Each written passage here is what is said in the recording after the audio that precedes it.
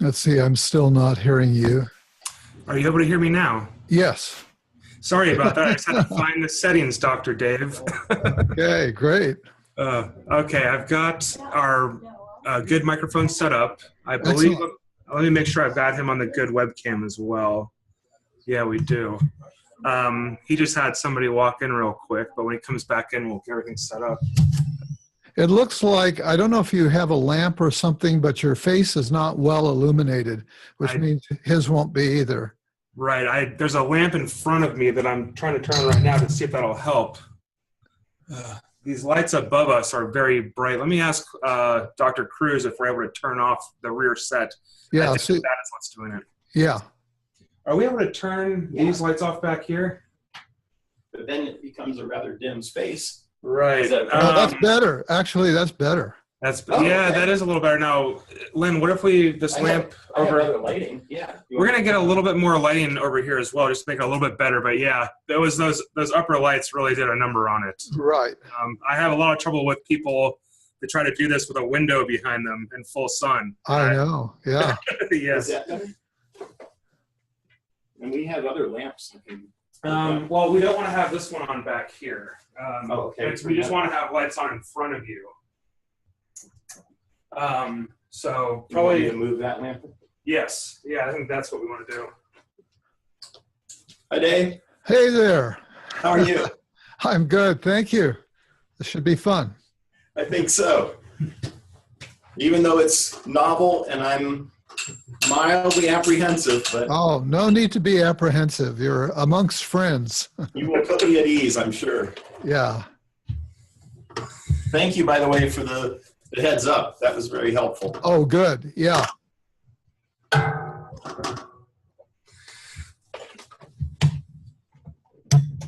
Careful, I got a glass. Thank you. I don't want to be knocking that over. So.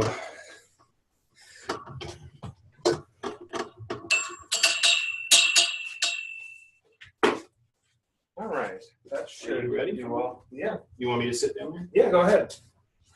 I've got everything live, the mic and the video. Okay, hold on. You want to sit? I'll just I'll clear my chair. yeah. I'll hang it over here in the corner.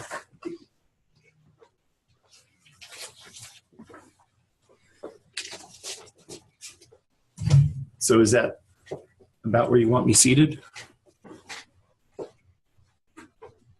Does that work for you, David? I think so. Yeah. I probably should wear glasses, but I took mine off because I find that they have so much glare that people won't see my eyes. I'm not getting a lot of glare off of you, though. Are you guys talking on a laptop or something like that? We are. But the audio is going through a Yeti microphone. Yeah. Maybe you could move it closer to you so that Also turn the gain up. your head is bigger. Oh, I see. Move myself closer. Yeah, move yourself or the laptop, whichever. Well, we just moved the microphone. That wasn't actually what you were in search of. Okay. And let me have you say something just so I get a sense of the levels. Let's see. What would you like me to say? Yeah, that's pretty good. We've got about equal levels here.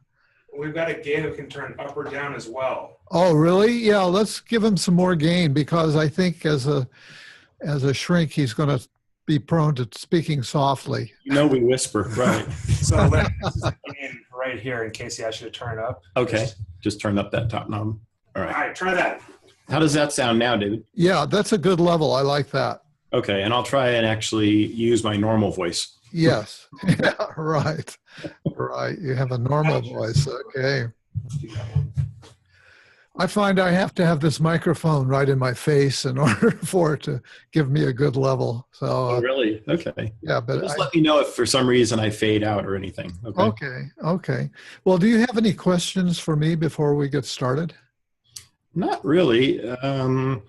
You know, it's funny. I discovered something with your questions that you sent to me. Yeah. There's a big difference between editing somebody's work and then reading it for retention. So I was horrified to realize that, oh my, I know I read these chapters numerous times, I edited them, but some of them are eluding me. But I totally understand that. And, I'm hoping those things will help to cue you. they did, actually. And cue me a little bit.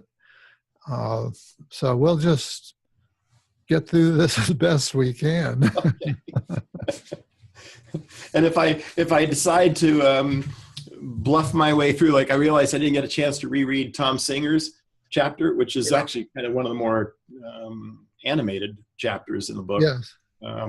I think between the two of us, we'll be able to bluff our way through. Yeah, I wasn't able to read everything that I targeted for you either. So, Okay. So you'll be none the wiser if I actually am sometimes. That's right. That's fabricating. right. I'll be none the wiser. And I'm finding I'm visually challenged, and it's reading is difficult for me. Even with glasses, I can only read so much. So. Really? Yeah, so that's... I had a terrible thing, although in a way it's been, I had no choice but to adapt. Back on the day before last Thanksgiving, I had a slight detachment of my vitreous humor, which tore my retina. And by the next morning, I was in a retinal surgeon's chair getting laser. Well, all my life, I've read through my left eye with my right eye closed. And who would have known that that's not a skill that's easily transferred to your other eye when that left eye kind of goes out on you? So, wow. I think I've become a very slow reader, but the good news is it's made me more discriminating. I used to read everything and anything, and now I have to decide, I don't know if it's worth it. I only have 2 hours of good reading. Nah, it's not worth it. Yeah. Well, I'm pretty much in that same boat. And I had to have laser surgery because the retina was starting to detach. Yeah. And it was picked up early enough that she could kind of stitch it together with the laser. Yeah, you have to. Don't you just love it when they sit there frying your eye with this brilliant light, telling you now don't move, and you want to say, well, if you'd quit sticking things in my eyeball, I would actually sit still. Every time I go to the eye guys, and they're inspecting, and okay, look over here to the side, and there's this huge bright light. Yeah, exactly.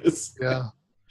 Okay, well, I think we're warmed up maybe and ready to go here. So I'm going to welcome you, and you say some version of thank you. I have to say that because sometimes I welcome people and then there's this long silence. So no, I even wrote myself in my little responses that I prepared, and that was the only thing I put in bold type was to say thank you, David. Oh, okay, great. Because I knew I would be starstruck. Be careful about reading.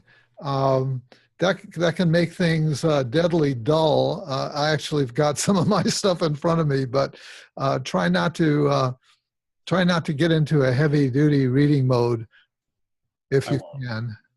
I won't. Okay. Okay, so I'm going to welcome you, and then we'll be off and running. And let's see the time. We're 9 minutes in. I need to remember that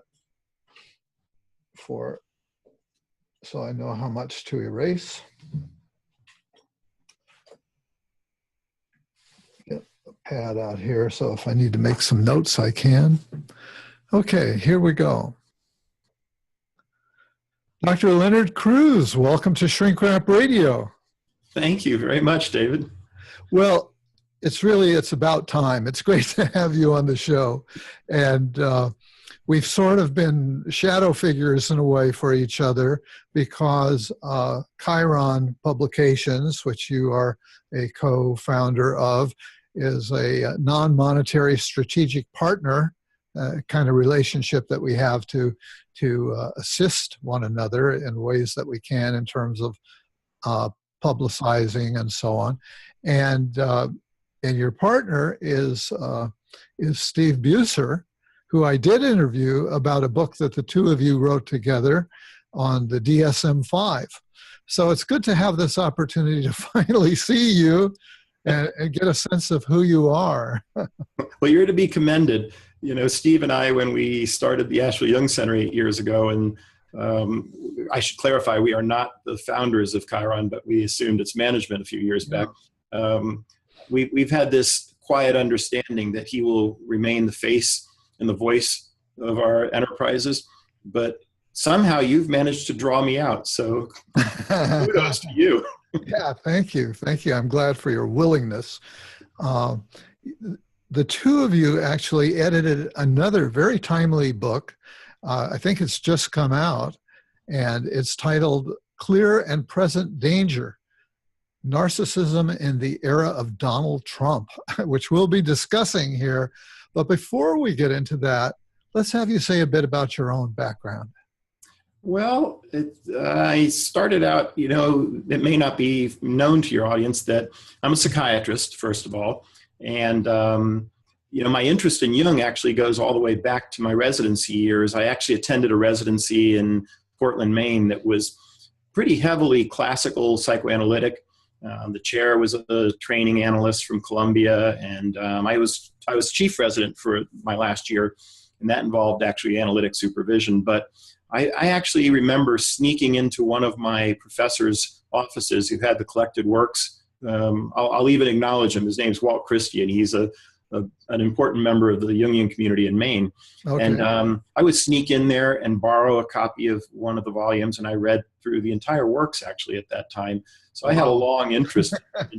Yeah, but the funny thing is I now look back and realize when you're in your mid-20s, you're not really ready to encounter Jung, and I'm pretty sure I wasn't. But the idea came to Steve and I back about 8 years ago of doing the Asheville Jung Center, and that was the next step.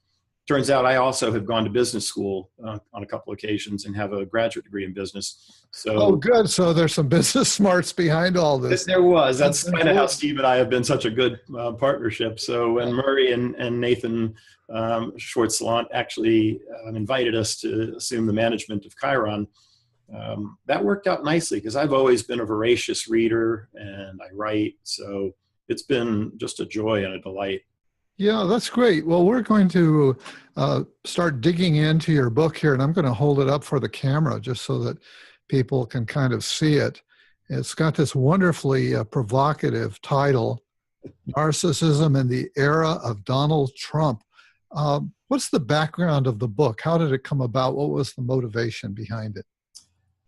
About 4 months ago, late March, early April, the idea had been stewing in me that it would be a timely occasion because of Trump and the way that he's sort of manifested himself, and frankly, the other candidates as well, might offer a unique opportunity to shed some light on the subject of narcissism. And it happened that on an early weekend in April, I was listening to NPR's Weekend Edition, and Arianna Huffington was being interviewed on her new book regarding sleep.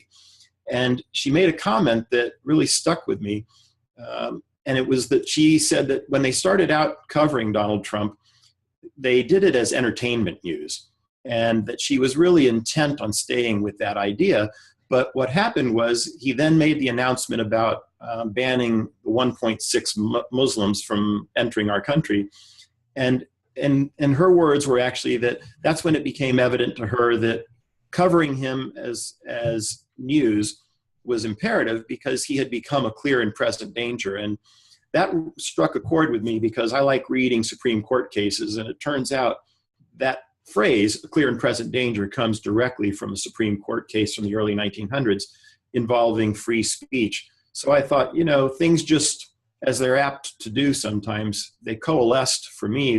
And I came in the next Monday and talked to Steve about, what would you think of gathering some people together and asking the impossible, which is what we did. We asked people to contribute a chapter within 30 days. And even the ones who resisted, I kind of compelled them by saying, some people would say that Jung dealt with his inner Nazi, but if you were a Jew in Europe, you probably would have appreciated if he had dealt with his outer Nazi. And with that kind of shaming of influence, I managed to compel a lot of people to join up. So. Yeah, well, I have to congratulate you because my impression of Jungians, the Jungian movement and so on, is very internally oriented. And I think this is sort of a unique instance of stepping forward, of a bunch of Jungians stepping forward and planting their flag. And in actually engaging the culture in a way.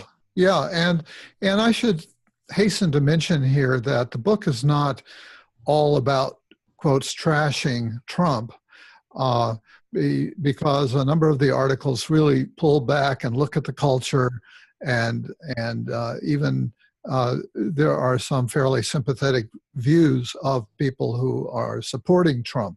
I'd say it's a mixed bag, but at least some people were able to take that kind of a stance.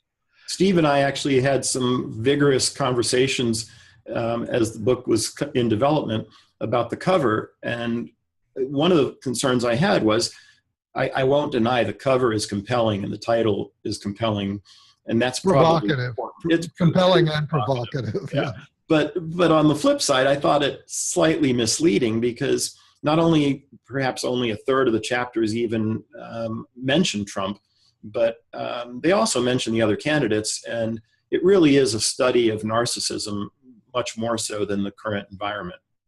Yeah, that's good. And you say that the book is not diagnosing Donald Trump. There are lots of disclaimers there. We're not doing that. But that's an issue, evidently, that was faced before, back in the days of Barry Goldwater. So take us, and I thought that was a really interesting background that I think was in the preface. Take us through that issue as it was expressed in that Barry Goldwater and the American Psychiatric Association.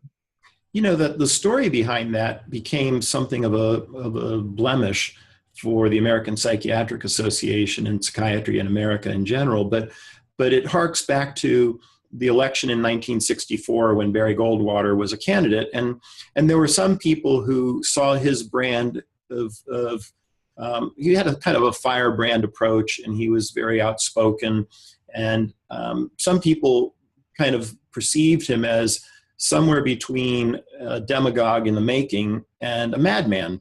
And so a magazine sent out, I think it was slightly more than 12,000 questionnaires to psychiatrists across the nation, asking them to opine on whether they thought that Barry Goldwater was, number one, fit for office, and was he mentally fit? Well, it turns out that out of that 12,000 surveys that were sent out, only about a fifth of them were actually returned. And even within that small, proportion of returned surveys, there were probably about only 50% that, number one, asserted that he was not mentally fit.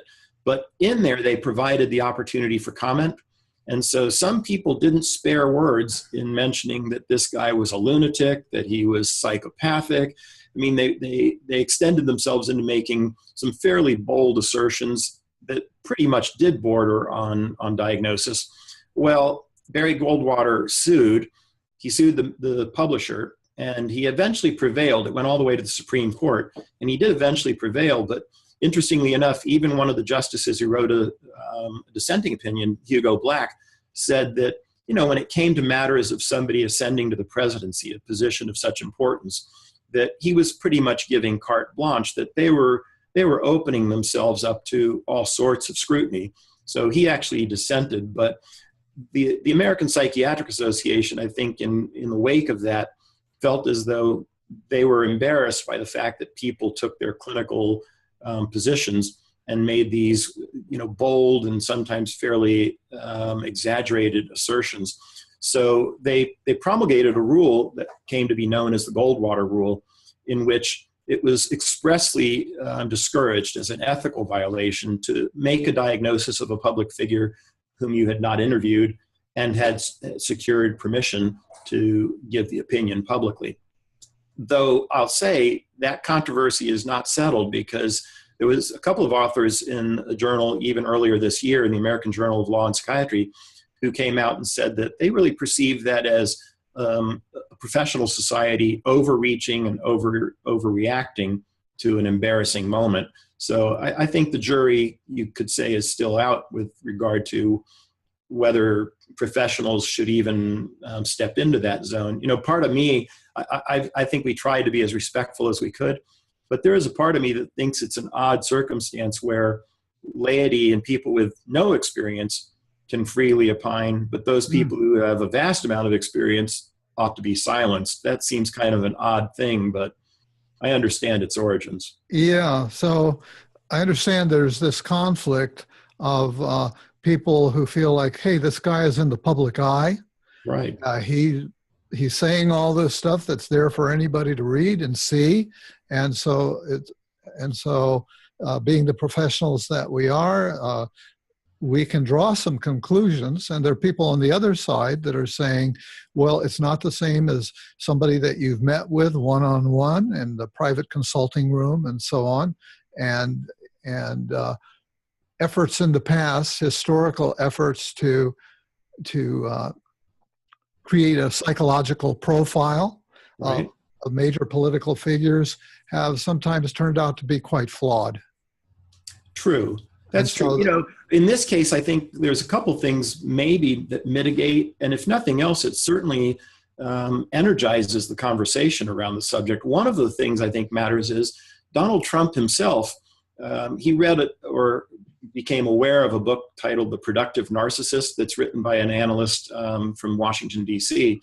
And he kind of gladly identified himself as, and almost kind of boasted of the fact that he sees himself as a productive narcissist in the way that Michael Maccabee had written. So, you know, in a way, in fact, Steve discouraged me, and I think wisely so, but I wanted to submit the book to Mr. Trump because it seemed to me, as far as I knew, he might very well be flattered that we had made these comments.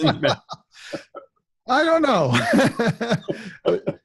The narcissist in him might just be really glad that you've written this book. On the other hand, he's known to be pretty touchy.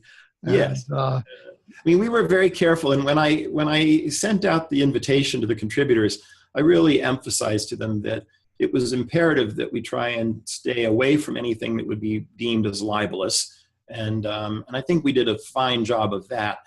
You know, as for whether people were certainly implying that he had narcissistic traits, that in the few chapters where he is a subject, I think that there'd be no denying. Yeah. But, you know, it's interesting, in some of the chapters, it's also been made clear that it's probably fair to say that of any of the people running for high office, that there has to be a certain amount of narcissism even to just presume to aspire to the presidency. Yeah. Yeah. I'm totally supportive of this project that you've done. And at the same time, as I was reading the necessary disclaimers at the beginning of the book, I thought, well, this could be a tad disingenuous because, in fact, it reminds me of Trump himself, who'd say something like, well, I haven't seen Obama's birth certificate. Of course, I don't know. You know, Right. I don't know. It's just kind of a mumbled thing. Okay, the big idea is out there. This guy is not born in the U.S., but I don't know. And so here we're saying, we're not diagnosing him. yeah, we're not diagnosing you, but He thinks the man protests too much. Don't you think? Yeah. No, you know, I think that might be a fair critique. You know, as much as I wished that people would notice the subtlety in the subtitle, you know, the subtitle was intentionally crafted as in the era of Donald Trump, yeah, in order to convey this notion that this really isn't about Donald Trump. If anything, I think what we could fairly say is that person of Donald Trump has galvanized something about the way narcissism plays out in our culture. You know, remember, he's been a celebrity for decades. He's been a reality television star. So, you know, the hope in that subtitle was to convey the idea that really what's being addressed here is something beyond this moment in time historically, and also beyond this figure individually, that really speaks to, in this era in which he has risen and ascended to this nomination, there's something going on that cuts deeper than that. That's really the intent. But I think it's easy to miss that. And you might be right that there's a quality of some degree of disingenuous. Be careful not to knock the table. I'm hearing your mic something's transmitting through the table, probably to the mic. Okay. So as you get carried away and start to gesticulate. It seemed like since you couldn't see it on camera, I was safe, but I can tell that's not the case. Okay. Well, maybe we should start off by anchoring this a bit with the DSM-5 actually has a diagnosis, I guess, for the narcissistic personality disorder, or right. Some people in the book said NPD. And maybe you could just give us the outline of that. Yeah, in brief, I think it's useful to keep in mind that when we talk about personality disorders in general, and this would certainly be true of narcissistic personality disorder, we're really talking about people who their character, their personality, those stable traits that we refer to as personality, they are they have certain qualities that make them very maladaptive, and that produces problems. One of the things I think is always an interesting thing to look at when thinking about personality disorders is, perhaps it's a function of having practiced for 30 plus years, but I still remember the days in which in the early DSM, I think DSM-2 was where it last appeared, the world of diagnoses got divided into neurotic and psychotic. Yes. And I recognize that we've made advances, but, some things got lost in that advance. And one of them is, we thought, when I think of neurotic, I think of people who, when something goes awry in the world, they tend to look interiorly to see some causation within themselves. That's a big part of the neurotic drama. Whereas people with personality disorders, I think, uniformly look outside themselves for the cause of trouble. And sometimes that's almost an impenetrable wall to help people see how they are their own authors of their own difficulties. So I think with narcissistic personality disorder, that's certainly true, that quality of overbearing, imposing, sometimes self-aggrandizing, those qualities that we associate with narcissistic personality disorder, it can cause a substantial amount of suffering outside of the individual who's afflicted.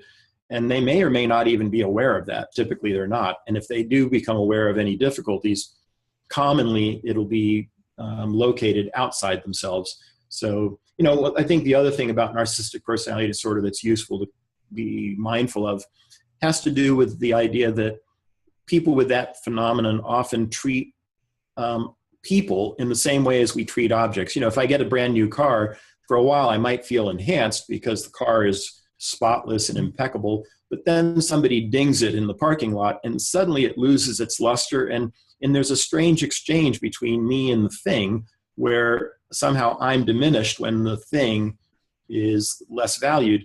Well, I think people with narcissistic personality disorder frequently treat human beings in the same way. As long as you're acclaiming me and affirming me, you're a useful thing. But the moment that ceases, I disdain you and I toss you aside like something that's no longer useful. Yes. And I think we've been seeing some of that. On both sides of the political spectrum. Okay. One of the things that struck me as I was going through some of the articles in the book is different takes that the authors have on narcissism. Evidently, it's a much more complicated topic than can be easily encapsulated. One of the most delightful things in assembling that particular group of contributors, although each of them was given some direction, I can't say that each of them necessarily followed the direction they were given. Yeah. And that was really a blessing in disguise. To give you a couple of particular examples, I think really stand out to me. We approached Jim Hollis, who's written another book for Chiron, Hauntings, and he's written 12 or 13 books even before that, a hugely popular author. And what we asked him was, really, would you mind, Jim, just giving us sort of a survey of the myth itself? He said, I'd be willing to do that, but would you allow me to instead take off in a different direction? And I asked him what he had in mind, and he said, well, I'd really like to take off from the perspective of Dostoevsky's Notes from the Underground. Well, it had been years since I had read that. So that evening I went home and I read it, and I realized to my delight that the narrator of that story is a profound narcissist. And so there goes the chapter that Jim wrote that has to do really with how does narcissism manifest in that story, and how does it kind of invite us to what he describes as the forlorn hope, that, you know, Narcissus is really trying to fall in love with something, but it turns out the image of himself is sort of static and empty and vacuous, and therein lies that forlorn hope.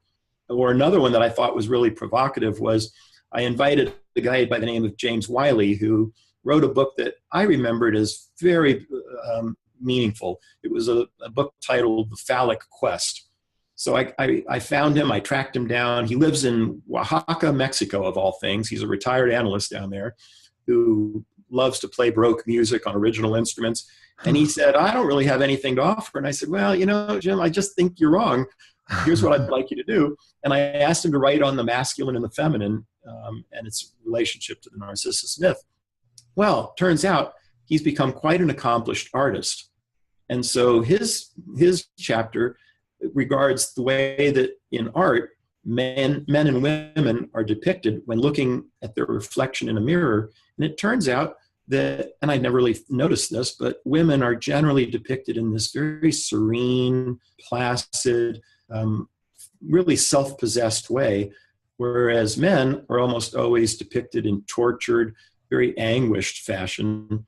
And that was not at all what I intended, but it was far better than anything I might have imagined. Wow. Well, let's step through some of these articles that you've mentioned and some that you haven't mentioned, and relying on what you can remember about them, because I know it's been a while since you edited them all, right, and what I might remember. And let's start with the article that you wrote, which I love the title. It's titled Rumplestiltskin. Rumplestiltskin, Narcissism and the Will to Power. So I remember Rumplestiltskin as a fairy tale that I was exposed to as a kid. So it's kind of neat the way you've grabbed onto that. So give us a brief recap of the fairy tale, and then tell us how that applies to Trump. Well, it was funny. I was actually in conversation with Clarissa Pinkola Estes when, and we were talking about a variety of things, and the book was just one of them. But and she asked me what kind of ideas I had, and I told her that, you know, for my chapter I wanted to write about the will to power, but that I kept being visited by this image of Rumpelstiltskin. Though I confess, at the time I talked to her about it, I didn't even really remember the fairy tale myself. It just kind of came to me as one of those sort of whole experiences. So I did eventually look up the fairy tale, and I realized there were many reasons why it appealed to me. And in short, the fairy tale is about a man who is a miller, and he encounters the king one day, and feeling inadequate himself, he boasts to the king that my daughter can spin gold out of straw. Well, the king tells him, if that's the case, I want to meet her. And so he brings his daughter to fulfill this basic lie that he's done in order to kind of deal with his own sense of inadequacy. And at that point, the story unfolds where on 3 different occasions, the king demands that the miller's daughter spin gold out of straw. And she's, of course, distressed. And suddenly appears this smallish, kind of deformed creature that in my recounting happens to have large hands. But, and he's able to actually do the magic. But what he extracts from her at first is a promise of one thing. I think it's a necklace, and then it's a ring. And eventually on the 3rd occasion, he requires that if the king marries her and they have a child, that if he spins gold one more time, she will give up her child.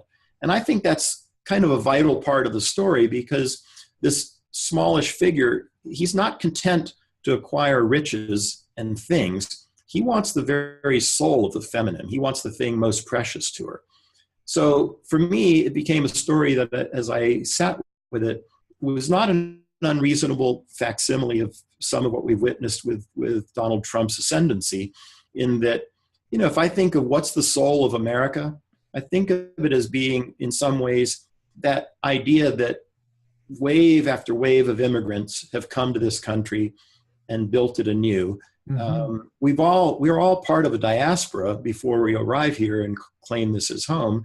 I myself am a child of a Cuban American, so I'm a Cuban immigrant in a sense, even though I was born here. And even our national motto is "E pluribus unum," out of many one. So I thought it's interesting that what Donald Trump, and perhaps even on the other side they've done something similar, has done is they've taken something that's really a vital part of the soul of our nation, and they wish to possess it and to exploit it for their own selfish gain. So that's why the story, I think, kept visiting me in images and thoughts before I actually even went back to read it. And in the end of that story, it turns out it's kind of not unlike what we find now with dealing with narcissists in general, that you have to call them out by name. And once you do, they become so furious and so intemperate that they begin to stomp around. And in the fairy tale, what happens is Rumplestiltskin stomps around until his leg gets driven into the ground, and he's so angry, he tries to pull the other leg and he tears himself in two and self-destructs. And there's some people suggested that may very well be the path of people who inflate themselves too much in the public eye. Yeah, good. Anything else that captures a lot of what you have to say in the article, but you actually cover a lot of topics. Is there another one that you'd like to hit before we move on? For example, maybe just that, the theme of my chapter that I tried to flesh out was really that narcissism can be understood as sort of a compensation for a sense of inferiority. And in that regard, I admit, I kind of like the idea of introducing Alfred Adler, who is an early analyst that doesn't get a lot of play in Jungian circles, frankly, doesn't get a lot of play generally. But I think he had a lot of very novel ideas regarding this idea that we all carry around in us a sense of inferiority. We often, if it's in extreme, we may deal with in two different fashions. In one manner, we might become sort of unable to muster a response to life. We become sort of defeated before we even try.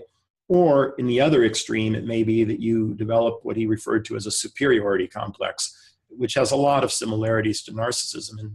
And I speak in the chapter a little bit about how, since that's something that is embedded in all of us, it's a way of understanding how is it that a charismatic leader who's sort of possessed of a lot of narcissism, how could they resonate with our own inferiority feelings, and thereby we might feel lifted up in that dance with the narcissistic leader. Yeah, you use that expression, the dance with Trump. So in other words, there's a mutual kind of influence, or not influence, but Trump or whoever that political leader out there is may be resonating with something within ourselves. And so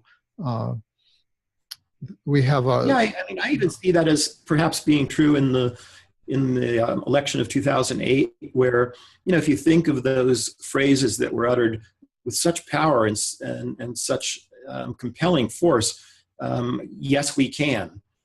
In that instance, it may have had a very positive valence, and it was very inspiring. But in a way, I think we should be just as circumspect about the positive, inspiring leader who we entrust with all the powers to lift us up, because the downside of that is we become reliant on that leader and fail to step up and take responsibility as adults and as full citizens.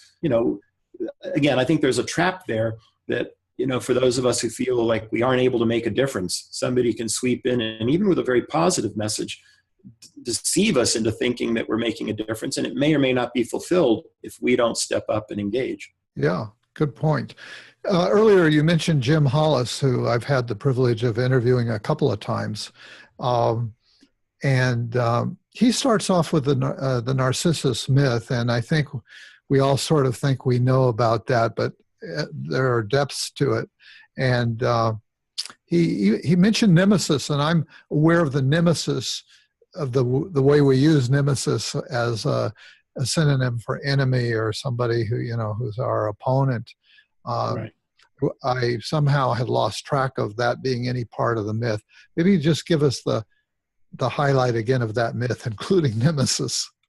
It's funny. I think it escapes me too, even though it wasn't that long ago I read it. But if I remember, Nemesis is the one who essentially imposes the curse upon Narcissus, if I remember. And that curse for Narcissus is, of course, that he would fall in love with his own image as he casts his gaze into that reflecting pool. And of course, the part of the myth that we almost all do remember is the part with Echo, in which she falls in love with this beauty. Remember, he's this youthful, just extraordinarily handsome delight to look at. And he's sort of the coveted object of everyone. And Echo is only able to speak back what somebody else says. That's her sort of dilemma. And she's a sprite, I think it is. And so when Narcissus comes upon his own reflection, he's just enthralled with it. And that's a big theme in Jim's chapter, is the way in which that experience of being very captivated by your own image can at first seem sort of enlivening, but it's really empty of any substance. And if you remember, in the way the myth unfolds, he stays there so transfixed by his own image that he gets no nourishment, he gets no water, and he eventually meets his death there. And out of that same spot flowers the bud of the flower that we know as the Narcissus. So, I mean, it's a tale that really is a cautionary tale about how easily we can be enthralled with our own beauty, with our own extraordinary nature, such that we don't even engage outwardly at all, and we become sort of consumed by our own fascination. Yeah, another point that I took from Jim's chapter is the need to acknowledge our own narcissism and our tendency to project. So it's really, we can have a lot of energy around pointing at Donald Trump and saying, oh my God, I can't believe what a narcissist that guy is, which relieves us from having to really look at ourselves and at our own narcissism. And the more repellent that is to us personally, the more likely we are to project it onto somebody else. And Donald Trump is a very convenient screen for that. That was actually one of the, going back to your earlier question, David, about what was the hope. That was actually one of the very sincere hopes, was that this might be an invitation to, if you will, own our own narcissism, own our own shadow, not be so subject to projecting onto the figure of an inflated, charismatic leader, but to realize that, even those who may be very opposed to Donald Trump's candidacy ought to not ignore the fact that he has resonated, and quite effectively, with this thing that grips a large segment of the electorate. Yeah. Well, moving right along, your business partner, Stephen Buser, MD, wrote a piece called "The Trump Complex, the John Wayne Archetype, and States of National Possession." So, Steve, I think, was trying to, right. He was trying to, I think, address that idea that you spoke earlier about, how sometimes if we have a critique about Jungians in general, is that perhaps there's a certain passivity and interiority that can be almost excessive. And, I think Steve's chapter addresses the idea that a complex can overtake us, that we become possessed by the complex. And so, what he was trying to give a really shorthand illustration of, I think, is that, deeply embedded in American psyche is this idea that there is a hero, often a quiet, solitary figure that can come in and rescue the situation from whatever, danger imperils it. And that, he kind of likened that to this archetype of a John Wayne figure. Not just John Wayne, but all those Westerns that we grew up on a long time ago. They always had that scenario of this like I think of the Lone Ranger. Who was that masked man?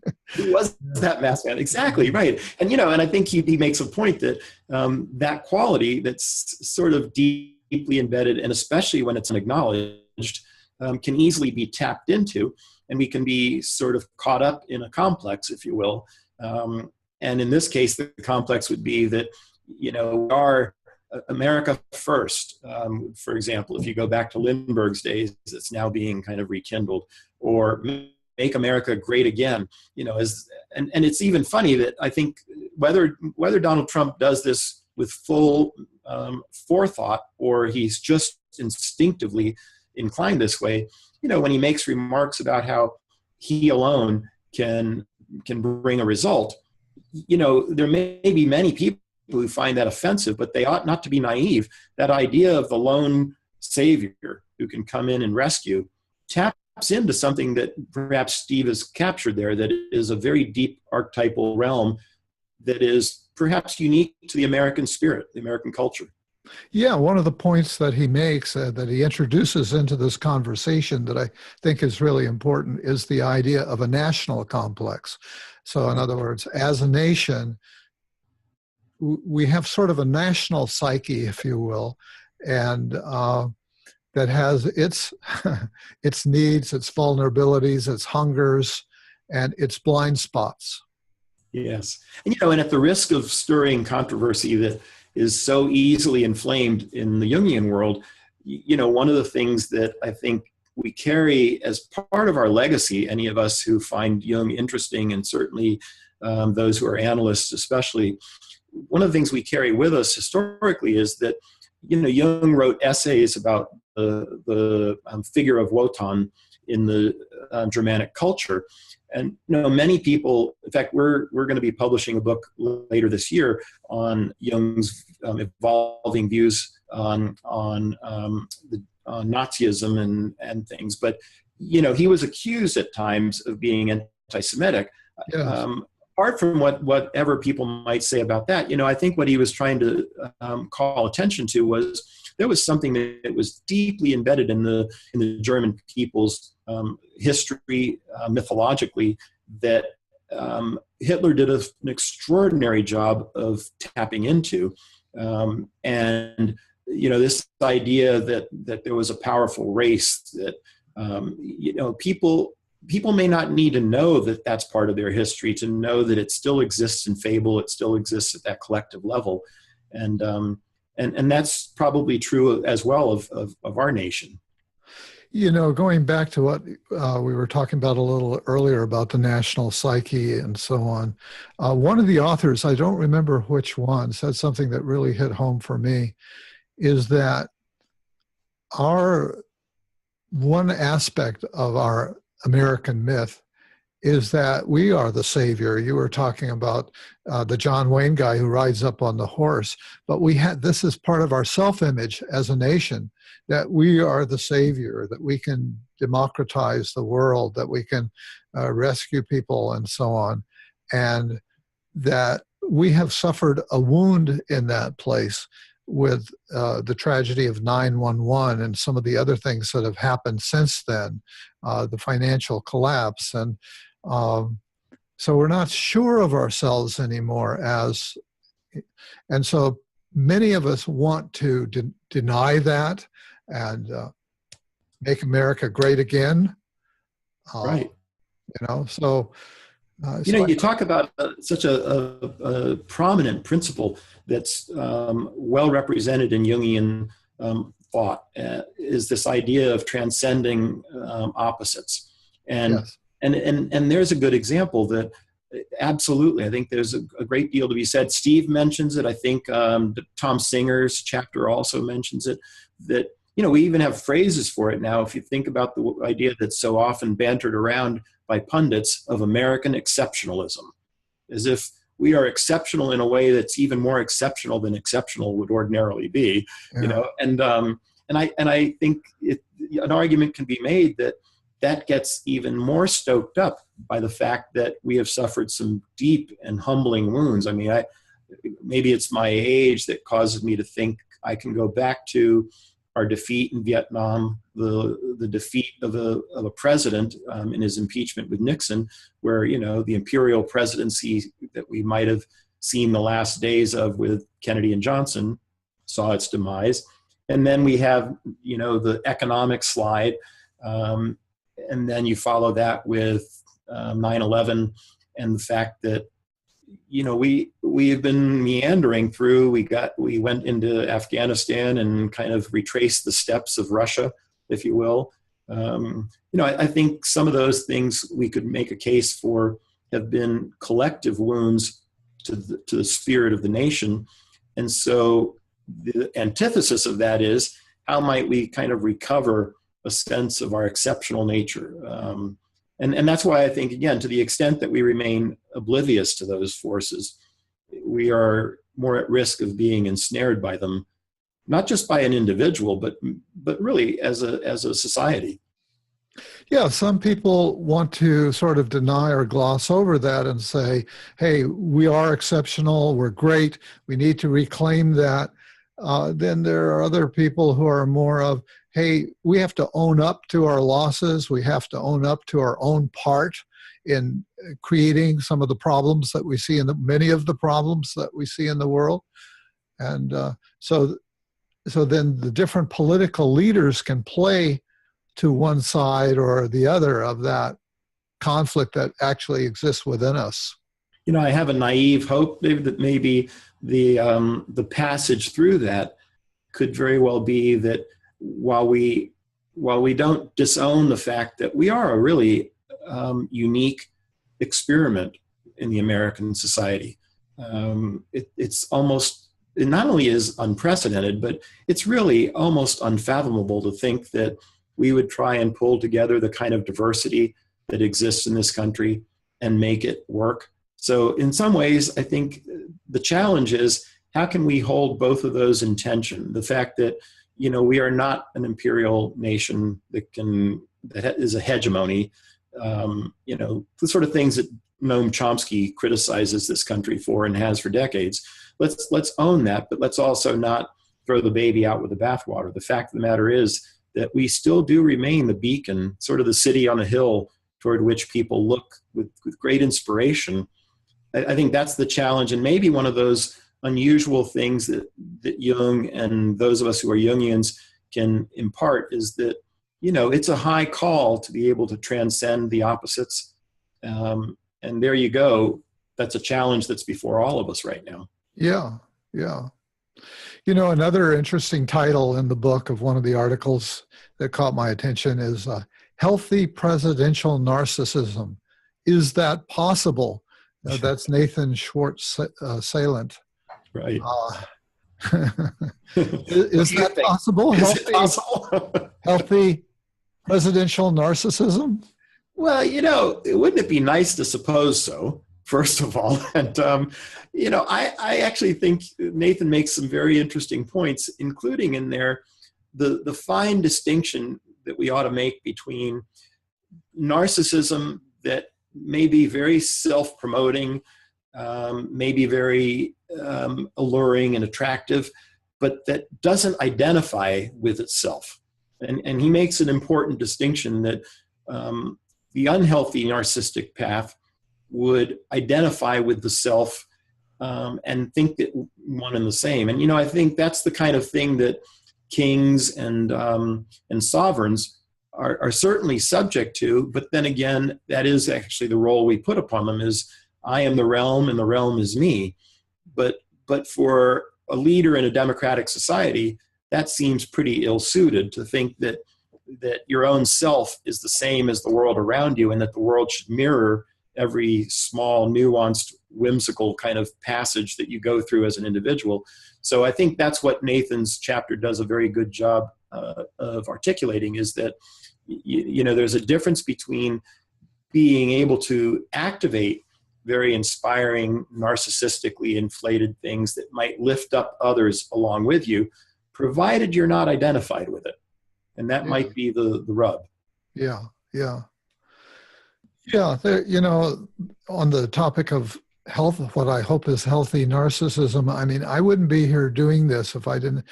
In part, it's my narcissism that says, hey, I can be on, people can see me on their computers around the world, and I can interview such a knowledgeable person such as yourself. You know, that's my narcissism. But hopefully it stays within check. I don't insist that everybody watch this interview. Right. As much as I might like that.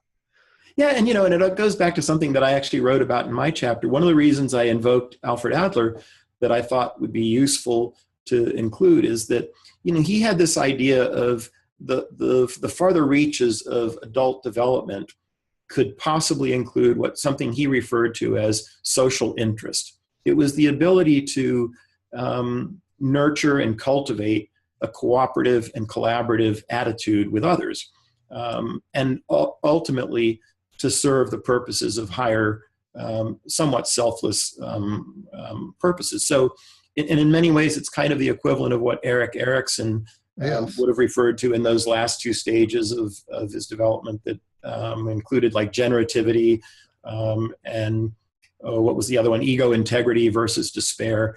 There comes a stage in life where if you're able to muster it, you might be still possessed of a certain narcissistic inflation. Yes, I want to be on the internet conducting interviews, but you also weave that into a broader context that hopefully will be of some service and value to others. And I think your listeners would certainly attest to the fact that, oh yeah, if there's any degree of narcissism on your part, it's more than compensated by the fact that what you're doing matters to us.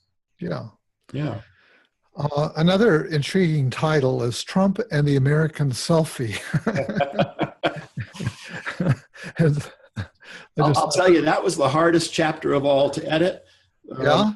In large part because Tom Singer, first of all, Tom Singer has a lot of depth of experience and really, in a sense, pioneered the idea of a cultural complex. So to begin with, he knows of what he speaks. And I'd say the other thing about Tom's chapter is he's probably the most unabashed in his characterizations. So if any of the chapters needed a heavier hand in terms of let's rein some things in, that might have been his. But, in the end, what he's really espousing is this idea that Donald Trump is really, I think he uses an opening line, something like he's got the longest selfie stick in America.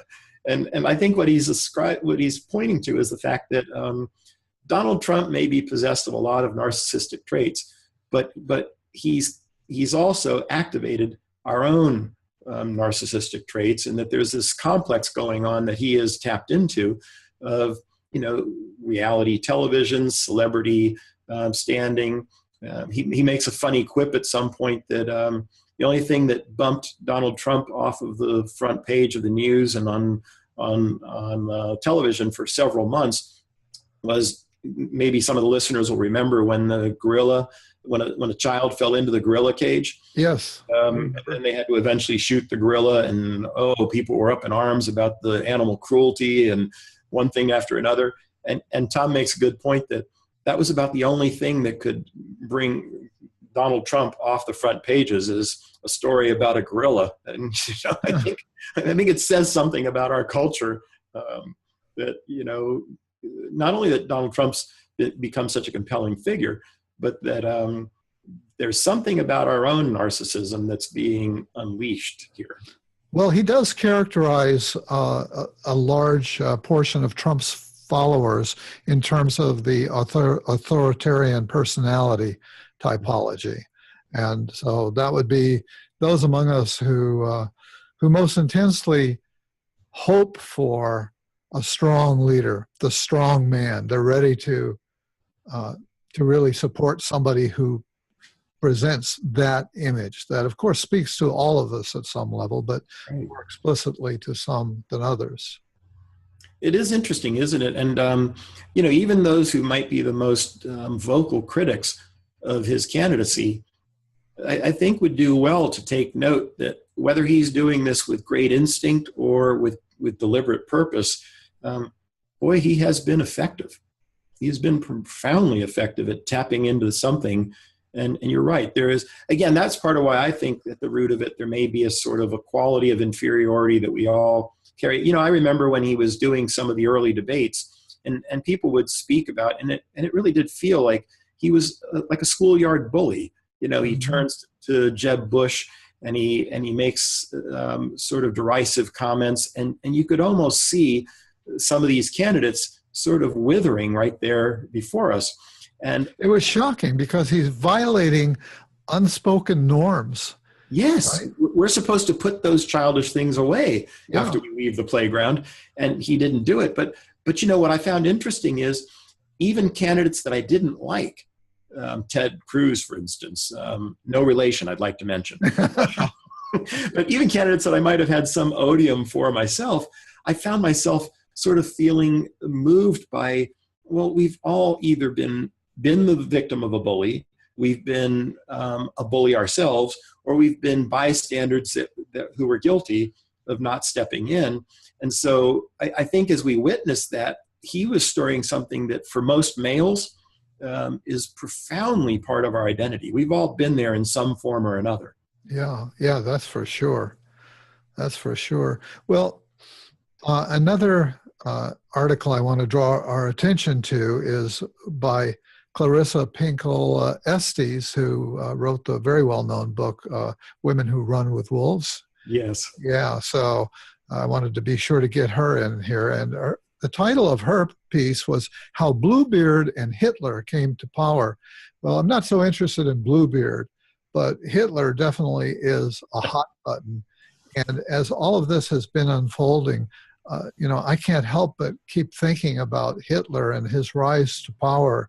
And, you know, you mentioned Wotan and the Teutonic myth that somehow just spoke to the German people at such a deep level. And it feels like there's something like that going on here. And a few of the authors make some reference to Nazism and so on.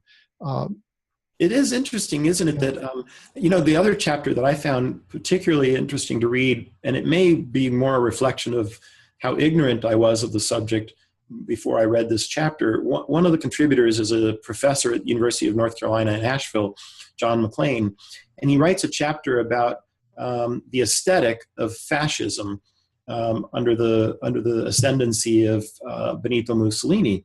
Well, I mean, I confess I was oblivious to even the origins of the word fascist, that it comes from this notion that is ancient and represented well in Roman culture of binding together reeds with a cord. And by doing that, they take on a strength of their own. And it turns out what Mussolini did with great skill. And by the way, I didn't know this either. Mussolini was a very well-educated man. He actually took umbrage at Hitler, who he perceived to be something of an uncouth ruffian, and was copying many of his strategies and techniques. But to give an example, one of the things that Mussolini did was he took this image of the fascist, this bundle of reeds tied together with cord, and he modernized it. He made it look sleek, and he did it in metal. And he then made it prominent. It was part of the uniform and part of many of the structures that he built.